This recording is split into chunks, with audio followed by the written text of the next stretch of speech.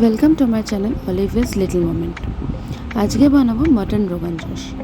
দেখতেই পাচ্ছেন প্রথমে লঙ্কাটা সেদ্ধ করে নিয়েছি, তারপরে টক দইয়ের মধ্যে লঙ্কা গুঁড়ো, একটু বেশি পরিমাণে জিরে গুঁড়ো, এখানে মেনলি জিরেটাই একটু বেশি লাগে।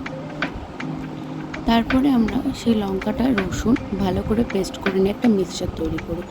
মিক্সচারটা দইয়ের সাথে ভালো করে ফেটিয়ে নিই। তারপরে প্রেসারে সর্ষের তেল দিয়ে তেলটা একটু হতেই মাংসগুলো দেওয়ার আগে দিয়ে দিই গোটা গরম মশলা। তারপরে মাংসগুলো দিয়ে একটু নুন দিই। দেওয়ার পরে একটু নাড়াচাড়া করি।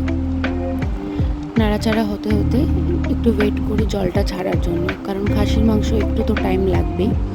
তারপরে নাড়াচাড়া করতে করতে আবার একটু দিয়ে দিই জিরে গুঁড়ো, ধনে গুঁড়ো।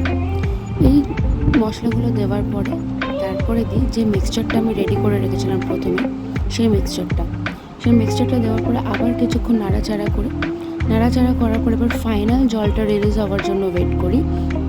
জলটা যখন বেরিয়ে একটু তেল ছাড়তে আরম্ভ করলো, তখন আর একটু স্বাদ মতো নুন দিয়ে ভালো করে নেড়ে ছেড়ে প্রেশার কুকারে ঢাকনা লাগিয়ে দিই সেদ্ধ হওয়ার জন্য।